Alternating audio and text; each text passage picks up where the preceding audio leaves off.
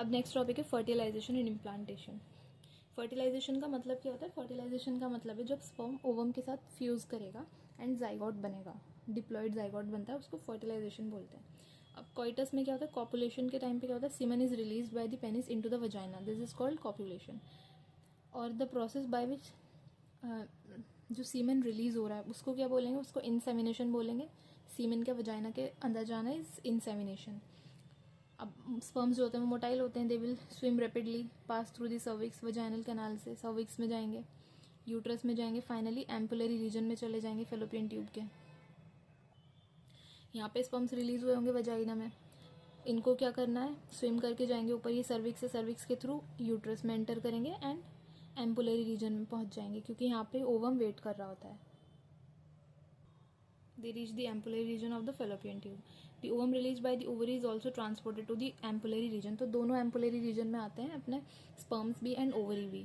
ampullary region में क्या होती है? fertilization। तो ampullary region में fertilization will take place.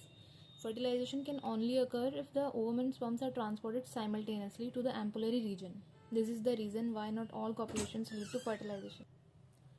तो इस पे से इस पैराग्राफ से भी assertion reason आ सकता है कि एक लाइन ये वाली दे देंगे पहले, fertilisation can only occur if the ovum and sperms are transported simultaneously to the ampullary region, तो ये ट्रू हो जाएगा।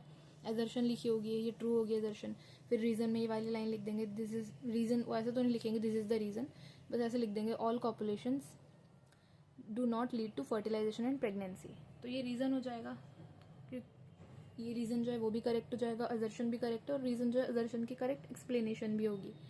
अगर वो एजर्शन रीजन देते हैं तब उनका कभी भी माइंड चेंज हो जाता है, वो लोग जब मर्जी उनका मन करता है एजर्शन रीजन वाले क्वेश्चन डाल देते हैं, जब मर्जी हटा देते हैं। But we should be prepared for all types of questions. तो पता होना चाहिए कि एनसीईआरटी में से कहाँ से कैसे उठ के आ सकता है, that is why NCERT reading is very important. तो इसमें क्या है कि फर्टिलाइजेशन तभी होगी जब दोनों साथ में साइमल्टेनियसली एक टाइम पे ही वो एम्पुलरी रीजन में पहुंचे, अदरवाइज ऐसा नहीं होगा, फर्टिलाइजेशन हो ही नहीं पाएगी। क्यों? इसका रीज़न होता है कि ओवम जो होता है ना वो 24 आवर्स के लिए वाइबल होता है, उसके बाद वो मर जाता है। तो अगर ओवम आ गया एम्पुला वाले रीजन में लेकिन स्पर्म्स नहीं आए 24 घंटे तक, तब वो मर जाएगा, और उसके बाद आएंगे तो बेकार हो जाएगा। तो थोड़ा बहुत टाइम गैप है, थोड़ा हो सकता है, लेकिन बहुत ज़्यादा डिफरेंस नहीं होना चाहिए। और स्पर्म्स का लाइफ स्पैन होता है 3-4 दिन का, तो इस लाइफ स्पैन वाले रीज़न की वजह से इनको सही टाइम पे पहुंचना होता है, वरना इसीलिए सारी पॉपुलेशंस के जो होती है वो they do not lead to fertilisation and pregnancy. The process of fusion of sperm with ovum is called fertilisation. Simple है, फर्टिलाइजेशन से क्या बनेगा? डाइप्लॉइड जाइगोट बनेगा।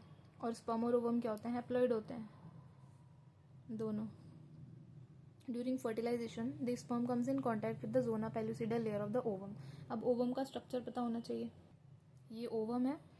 ओवम क्या होता है? एक सेकेंडरी ओसाइट होता है। ये जो पिंक कलर की बना रखी है ना, ये इसकी पिंक कलर में पेरीवेटिलिन स्पेस है, इसके अराउंड स्पेस है थोड़ा सा, और उस स्पेस के बाहर जो लेयर है dark green, this is the zona pellucida. ये एक एसेल्युलर लेयर होती है, और ये सेकेंडरी ओसाइट ही इस लेयर को सिक्रीट करता है। ये पढ़ा था ना जब oogenesis पढ़ा था। और इस लेयर को सराउंड करके रखती हैं बाहर बहुत सारी ग्रेनुलोजा सेल्स होती हैं, कोरोना रेडिएटा के सेल्स भी बोलते हैं इसको, सेल्स ऑफ कोरोना रेडिएटा या ग्रेनुलोजा सेल्स या फॉलिकुलर सेल्स, ये इंटरचेंजेबली यूज होते हैं ये terms.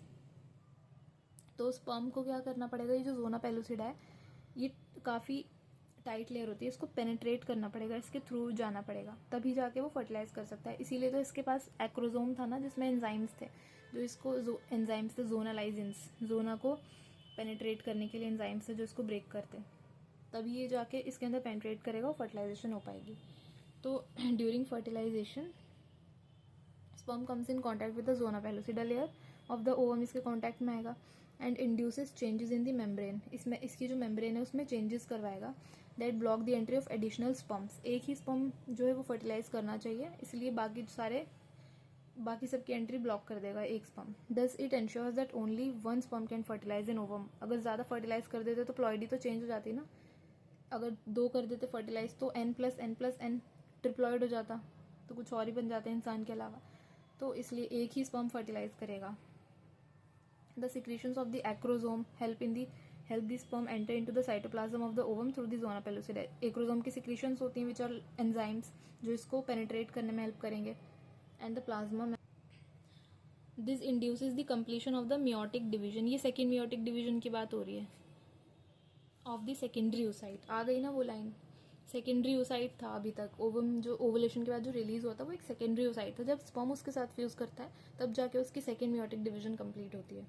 The second meiotic division is also unequal. Female में दोनों डिविजन अनइक्वल है, फर्स्ट मियोसिस भी सेकेंड भी। और क्या बनती है साथ में, अनइक्वल छोटे साइज की polar body and results in the formation of a second polar body and a haploid ovum ooted। अब जाके ओवम बना है। Soon the haploid nucleus of sperm and that of ovum fuse together. और जो इसका nucleus है दोनों का वो फ्यूज कर जाएगा to form a diploid zygote. दोनों का न्यूक्लियस फ्यूज करेगा तो जो नया न्यूक्लियस बनेगा वो डिप्लॉइड होगा, जाइगोट बन जाएगा। अब जाइगोट में कितने क्रोमोसोम्स होंगे, तो सिंपल सी बात है ना, 46 क्रोमोसोम्स होंगे। One has to remember that the sex of the baby, ये सब ना इसमें ये लिखा है कि जो बेबी का सेक्स होता है वो फादर से डिटरमाइन होता है।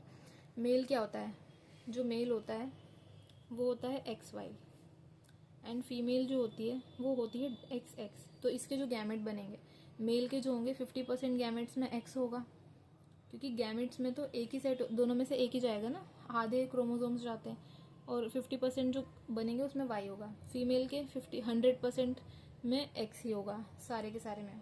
तो फीमेल का तो डिटरमाइन सेक्स कर ही नहीं सकता, X ही कैरी करेगा इसका जो ओवम होगा। मेल का डिपेंड करेगा कि कौन सा वाला इसके X के साथ फ्यूज़ कर रहा है। अगर X फ्यूज़ करेगा जाके तो फीमेल बन जाएगी, और अगर Y जाके फ्यूज़ करेगा तो मेल बन जाएगा। तो बेबी का sex is determined by the sex of the father and not by the mother.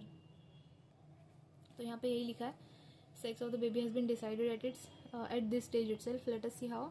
As you know the chromosome pattern in the human female is XX and in male is XY। Therefore all the haploid gametes जो होते हैं वो haploid होते हैं, produce by female have sex chromosome X। जो female gamete होगा उसमें सिर्फ X ही होगा, लेकिन मेल के पास स्पर्म्स जो हैं उसमें या तो X हो सकता है, Y हो सकता है। तो 50% sperms will carry X and other 50% will carry the Y। After fusion of the male and female gametes the zygote would carry either XX और XY। जाइगोट या तो X, अगर X और X फ्यूज करे तो XX बन गया, female के X के साथ अगर Y आके फ्यूज किया तो XY बन गया। डिपेंडिंग वेदर द स्पर्म, ये किस पे डिपेंड कर रहा है, फीमेल से तो एक ही आ रहा था X, ये किस पे डिपेंड कर रहा है, whether the sperm carrying X और Y फर्टिलाइज द ओवम। ये स्पर्म पे डिपेंड कर रहा है कि X वाले स्पर्म ने फर्टिलाइज किया या Y वाले ने। द जाइगोट कैरिंग XX वो फीमेल बना लेगा and the XY would be a male. तो that's why scientifically it is correct to say that sex of the baby is determined by the father and not by the mother.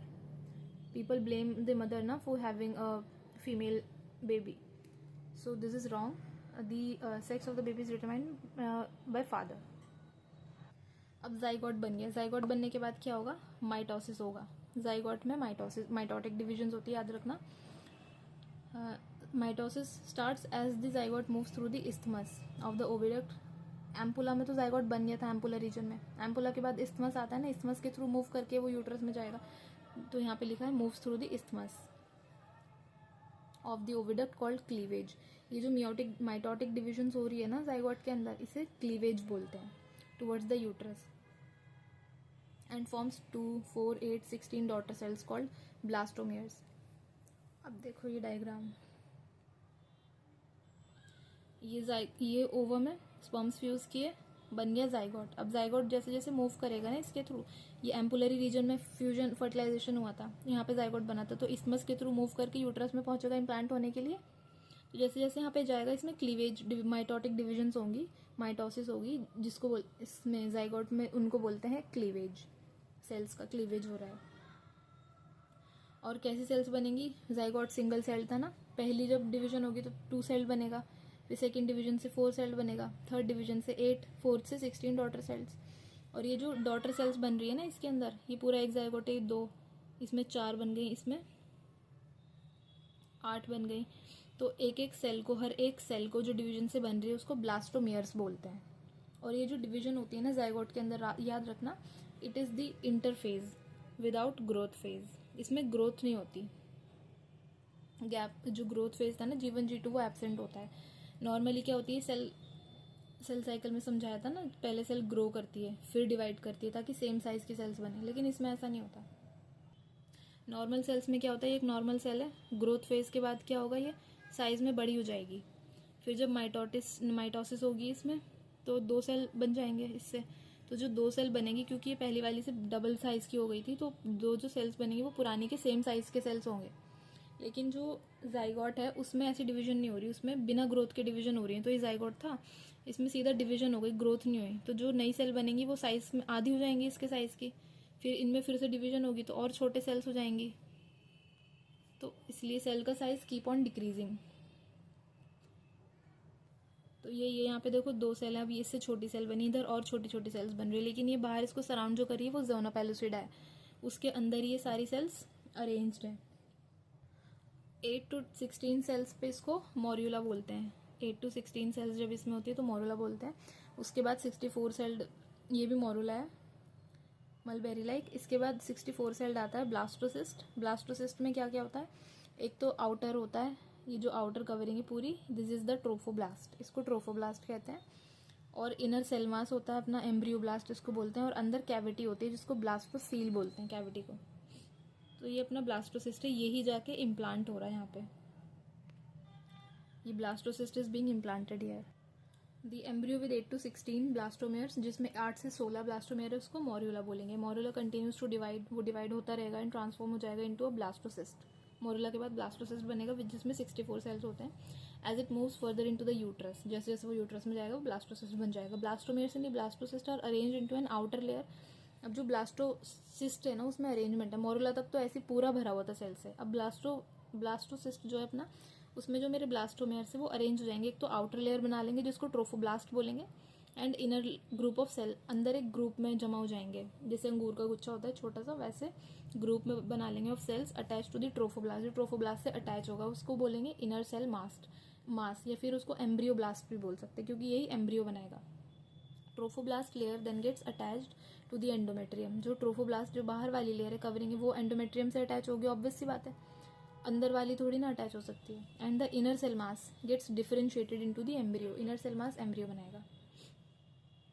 After attachment the uterine cells divide rapidly, जैसे वो uterine cell से attach होगा वो भी divide होना शुरू हो जाएंगी और ब्लास्टोसिस्ट को कवर कर लेंगी, अपने अंदर ले लेंगी, और जिसकी वजह से इम्प्लांटेशन हो जाएगी। As a result the blastocyst becomes embedded in the endometrium. जो ब्लास्टोसिस्ट है वो एंडोमेट्रियम के अंदर चला जाएगा, यूट्रस के एंडोमेट्रियम वाले लेयर में। और इस प्रोसेस को क्या बोलते हैं, इम्प्लांटेशन। और जब इम्प्लांटेशन होता है तभी प्रेगनेंसी होती है, जब तक इम्प्लांटेशन नहीं हो तब तक प्रेगनेंसी नहीं हुई। इम्प्लांटेशन होते ही इट लीड्स टू प्रेगनेंसी।